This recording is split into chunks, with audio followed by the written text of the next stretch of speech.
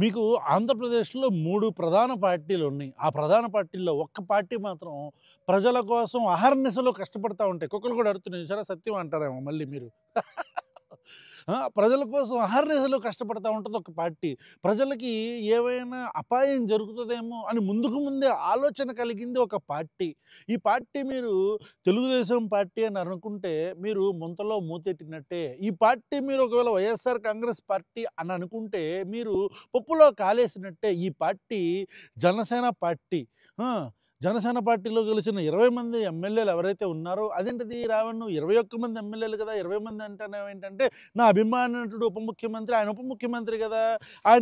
ఆయన మొత్తం ఆంధీ బూందీ ఆయన. ఆయన గురించి కాసేపు పక్కన పెట్టేద్దాం మనం. ఈ 20 మంది ఎమ్మెల్యేల్లో అందరూ కూడా అద్భుతంగా ప్రజల కోసం పాటుపడుతుంటే ప్రజలకేమైనా సమస్య వచ్చేస్తదేమో అని ముందుకు ముందే ఆలోచించి ఆ సమస్య రాకుండా ఇట్లా అడ్డుపడిపోతుంటారనమాట. అలా అడ్డుపడిపోతున్న మచ్చు తునకల్లో ఒక తునక మన అనకాపల్లికి యలమంచిలికి సంబంధించిన ఎమ్మెల్యే శ్రీ సుందరపు విజయ్ కుమార్ గారు. ఆయనంట ప్రజలకి ఏమైనా సమస్య వచ్చేస్తదేమో అని అసలకి ఆ ఆలోచన కూడా రాకూడదు, ప్రజలకి నాకు సమస్య వస్తదేమో అని ఆయన ముందుకు ముందే వెళ్ళి ట్యాక్స్ ఇసేస్తున్నాడంట. మీకు తెలవదా? మీకు తెలవకపోతే ఒక న్యూస్ ఆర్టికల్ వచ్చింది. ఈ న్యూస్ ఆర్టికల్ సాక్షి పేపర్ వేసిందని అనుకుంటే మళ్ళీ మీరు ముంతలో మూతెట్టినట్టే. ఈ న్యూస్ ఆర్టికల్ వేసింది సాక్షి పేపర్ కాదు, ఇది తెలుగుదేశం పార్టీ. నేను మీకు చెప్తాను చూడండి. ప్రజల ఆస్తి వివాదాల్లో తలదూరుస్తున్న ఎమ్మెల్యేలు తప్పు చేస్తున్న ఇప్పుడు చూడండి. కొందరు ఎమ్మెల్యేలు ప్రజల వ్యక్తిగత ఆస్తి వివాదాల్లో తలదూరుస్తున్నారని, బెదిరిస్తున్నారని, తప్పులు చేస్తున్నారని ఉప ముఖ్యమంత్రి శ్రీ పవన్ కళ్యాణ్ గారే సోమవారం మంత్రివర్గ సమావేశంలో ప్రస్తావించారంట. ఇంకేముంది, ఆయన దాకా వచ్చి ప్రస్తావించారంట. ఓకే, ప్రస్తావించారు కదా. దీంట్లో ఏదైనా వివాదంలో ఇరుపక్షాలు రాజీకి సిద్ధమైన ఎమ్మెల్యేలు వారిని రాజీ పడనివ్వడం లేదని పేర్కొన్నారు. అంటే పాపం వాళ్ళు ఇద్దరు వ్యక్తులు రాజీ కోసం ప్రయత్నించి పాపం 1950 నుంచి 1953 అనుకుంటా, correct me if I'm wrong, మీరు కామెంట్స్లో పెట్టండి ఏ ఇయర్ అనేది.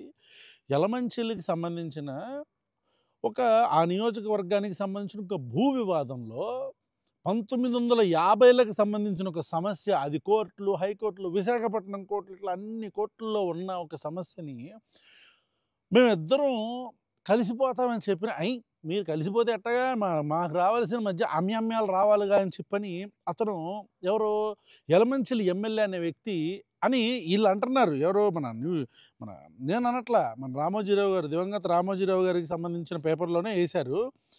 వాళ్ళు అసలు ఒప్పుకోవట్లేదంట, కుదరదంటున్నాడంట. వినండి మీరు. తప్పు చేస్తున్న ఎమ్మెల్యేలు, ఇన్ఛార్జీలు, మంత్రుల్లో దారిలో పెట్టాలి అని చెప్పని వీళ్ళు అంటున్నారు. అయితే ఇదొక న్యూస్ అయితే, ఇది ఓన్లీ ఒక న్యూస్ అయితే, ఇంకో న్యూస్ చెప్తాను చూడండి. ఎమ్మెల్యే ట్యాక్స్, ఇది ఈ అనకాపల్లి కాదు యలమంచిలికి సంబంధించిన ఎమ్మెల్యే సుందరపు విజయ్ కుమారు ట్యాక్స్లు వేస్తాడంట. సుందరపు ట్యాక్స్ అని చెప్పని ఒకటి ఎస్ ట్యాక్స్ అని కొత్తగా ఒకటి పెట్టాడంట. ఇది నేను చెప్తున్నాను అనుకుంటే మళ్ళీ మీరు ముంతలో మూతెట్టి నేను చెప్పట్లా, వినండి ఒకసారి. చెప్పండి. దందాల్లో ఆరితేరిపోయారా? పెద్ద పెద్ద పరిశ్రమలు సైతం లోకల్ ట్యాక్స్ తో వేధిస్తున్నారా? తట్టుకోలేని పారిశ్రామికవేత్తలు డైరెక్ట్ గా అమరావతిలో ఫిర్యాదు చేశారా?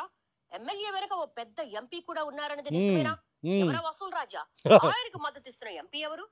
పారిశ్రామిక పెట్టుబడులకు ఏపీ ది బెస్ట్ డెస్టినేషన్ అని ప్రకటించుకుంటోంది ఏపీ సర్కార్. భూములు, రాయితీలు, సింగిల్ విండో పర్మిషన్లతో బిజీగా ఉంది. అయితే ప్రభుత్వ లక్ష్యానికి, ఆలోచనలకు కొందరు ఎమ్మెల్యేలు తూట్లు పొడి చేస్తున్నారని సొంత వర్గాలే మాట్లాడుకుంటున్నాయి. అసలే అమెరికా అధ్యక్షుడు ట్రంప్ సుంకాల దెబ్బకు ఎక్స్పోర్ట్స్ అన్ని దెబ్బతిని ఆర్థిక ఇబ్బందుల్లో ఉన్న పరిశ్రమలను కొందరు శాసనసభ్యులు ఇంకా పీక్కుతింటున్నారని, వాళ్లకు మామూలుని ఇచ్చుకోవాలా, మాకున్న సమస్యల్ని పరిష్కరించుకోవాలా అన్నది అర్థం కావడం లేదంటున్నారు చాలా మంది పారిశ్రామికవేత్తలు. నేతల బెదిరింపుల వ్యవహారాన్ని సీఎం, డిప్యూటీ సీఎం దృష్టికి తీసుకెళ్లారట. ఇరు వర్గాలు అవగాహనకు వచ్చిన ల్యాండ్ వివాదాల్లో సైతం ఎమ్మెల్యేలు ఎంటర్ అయిపోతున్నారని, పరిష్కారం పేరుతో సెటిల్మెంట్లకు పాల్పడుతున్నారని ఉప ముఖ్యమంత్రి పవన్ కళ్యాణ్ అంటున్నట్టుగా తెలుస్తోంది. దీంతో టీడీపీ, జనసేన ఎమ్మెల్యేల్లో బ్లాక్ షీప్స్ కోసం వెతుకుతున్నారట. ఆ ప్రయత్నంలోనే ఫస్ట్ రో కెలమంచిలి జనసేన శాసనసభ్యుడు విజయ్ కుమార్ కి తగిలింది. తన నియోజకవర్గంలోని పెద్ద పెద్ద పరిశ్రమల్ని ఆయన టార్గెట్ చేస్తున్నారని, నెలవారీ మామూళ్ల కోసం డిమాండ్ చేస్తూ ఉండటంతో వాళ్ళంతా ప్రభుత్వ పెద్దలకు మొరపెట్టుకుంటున్నట్టుగా తెలుస్తోంది. మార్పు కోసమే జనసేన ఏంటి బాబు, మార్పు కోసమే జనసేన. విన్నారా మీరు? మనం ఏదైనా ఒక పార్టీ ఏదైనా పెడితే ఆ పార్టీలో మనం ఒక సిద్ధాంతాలు ఇవన్నీ పెట్టుకుంటాం కదా, దాంట్లో ఆ సిద్ధాంతాలన్నీ బొక్కల సిద్ధాంతాలు అన్నీ పక్కన పెట్టేసి తొంగలో తొక్కేసి అవన్నీ మారిపోయినాయి, అది వేరే విషయం. దాని గురించి పక్కన పెడితే మార్పు కోసమే జనసేన అని ఒక స్లోగన్ ఉంటుంది. మార్పు కోసమే జనసేన అని డబ్బులు పంచారు, డబ్బులు పంచం అని చెప్పి డబ్బులు పంచారు. మతాల ప్రస్తావన లేని రాజకీయం అన్నారు, మతాల ప్రస్తావన తీసుకొచ్చారు. కులాలను కలుపుకునే రాజకీయ విధానం అని చెప్పారు. మీరు నాకు ఓటేస్తే, మన కులపోళ్ళందరూ నాకు ఓటేస్తే నేను సీఎం అయిపోతా కదా అని చెప్పని ఆయన చెప్పాడు, అది వేరే విషయం. ఇట్లా సిద్ధాంతాలను తొంగలో దొక్కడం పక్కన పెడితే మార్పు కోసమే జనసేన. ఇదేనా మార్పు? పవన్ కళ్యాణ్ గారు, ఇదేనా సార్ మార్పు?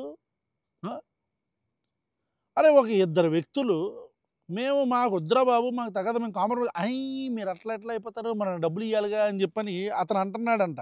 మరి దీనికి జనసేన పార్టీ ఏం సమాధానం చెప్తుందో నాకు తెలీదు. దీనికి సంబంధించి ఈయన ఒక ప్రెస్ మీట్ పెట్టాడు. ఈ ప్రెస్ మీట్లో ఈయనేం మాట్లాడతాడో ఒకసారి విందాం మనం.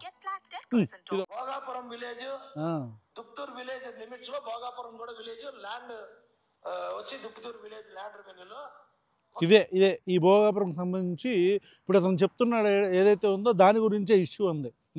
చెప్పబాయ్. ఇష్యూ వచ్చింది. ఆ ఇష్యూలో ఎవరికి పడితే ఏది పడితే మాట్లాడి ఏది పడితే అది రాస్తున్నారు.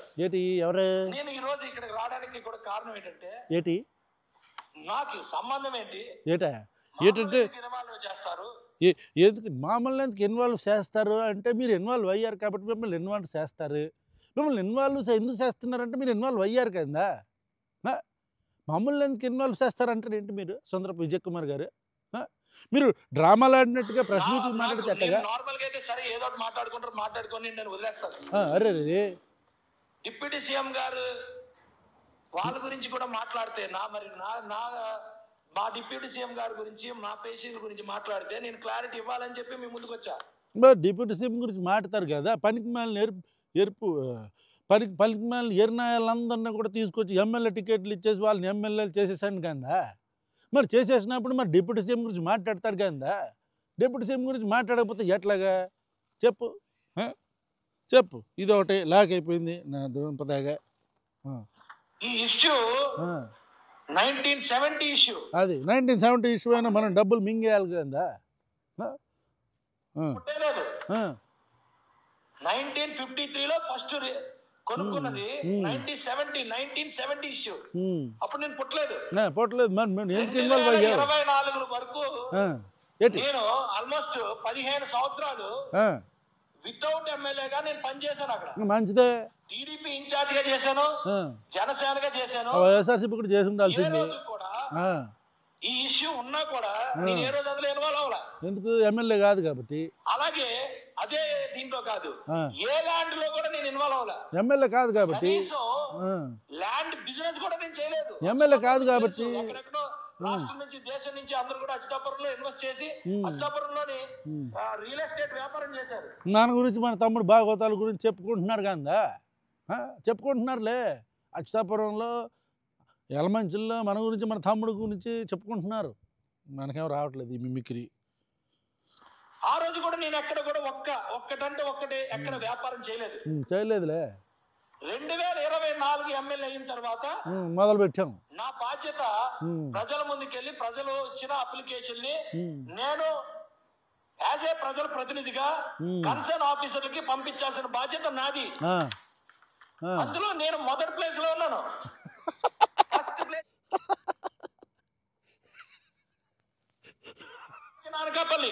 From the day one CM గారు కంపల్సరీ చేసింది 6 నెలల నుంచి, కానీ 6 నెలల కన్నా ముందు కూడా నేను చేశాను. వ్యాపారం మొదలు పెట్టేశాను. అంటే మేము అధికారంలో లేనప్పుడు జనవాణి అనే కార్యక్రమం ప్రతి దగ్గర పెట్టిన తర్వాత ప్రజలకి మాకున్న కనెక్షన్ నిజంగా నాకు అప్రిషియేట్, చాలా బాగా నచ్చింది.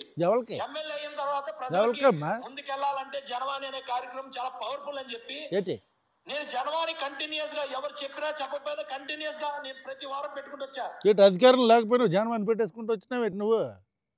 అధికారం లేకపోయినా సరే అదే నా బాధ్యత. ప్రజలు ఉన్న సమస్యల్ని కన్సర్న్ ఆఫీసర్ దగ్గరికి తీసుకెళ్లి యాజ్ పర్ రూల్ ప్రకారంగా చేయాలని. ఈ పర్టికులర్ ఇష్యూ వచ్చేసరికి మనం మధ్యలో వచ్చేసి అందరినీ చెప్పు. దీని మీద ఏదేదో మాట్లాడుతున్నారు. ఏదో ఎందుకు మాట్లాడతారు? 55 సంవత్సరాల క్రితం నుంచి ఇది జరుగుతా ఉంది. 73 సంవత్సరాల క్రితం దీన్ని కొనుక్కున్నారు. 55 సంవత్సరాల నుంచి ఈ ఇష్యూ జరుగుతా ఉంది. ఈ ఇష్యూ యలమంచిలి కోర్టులో ఉంది. కోర్టులోంచి హైకోర్టుకి వెళ్ళింది, విశాఖపట్నం కోర్టులో వెళ్ళింది, అలాగే సుప్రీం కోర్టుకి వెళ్ళింది. ఇన్ని కోర్టులు తేల్చలేంది నేను ఒక్కరిని ఎలా తేల్చేస్తాను? అదే కదా మరి నేను అదే కదా చెప్తుంది అప్పటి నుంచి. అసలుకి హైకోర్టులకు తెలవంది, మన వైజాగ్ కోర్టుకు తెలవంది, సుప్రీంకోర్టుకు తెలియంది. యలమంచిలి ఎమ్మెల్యే సుందరపు విజయ్ కుమార్ ఎట్ట తేల్చేస్తాడు మధ్యవర్తిత్వం చేసేసి?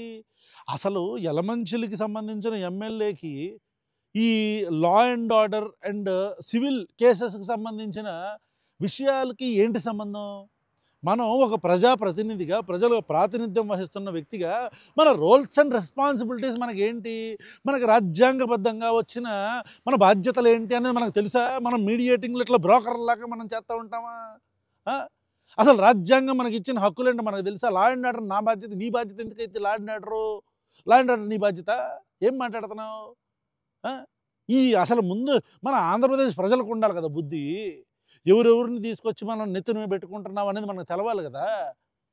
కాబట్టి నారా చంద్రబాబు నాయుడు గారు దయచేసి మీరు ఇట్లాంటి కలుపు మొక్కల్ని ఏరి పారేయాలి అని నేను అనట్లేదండి.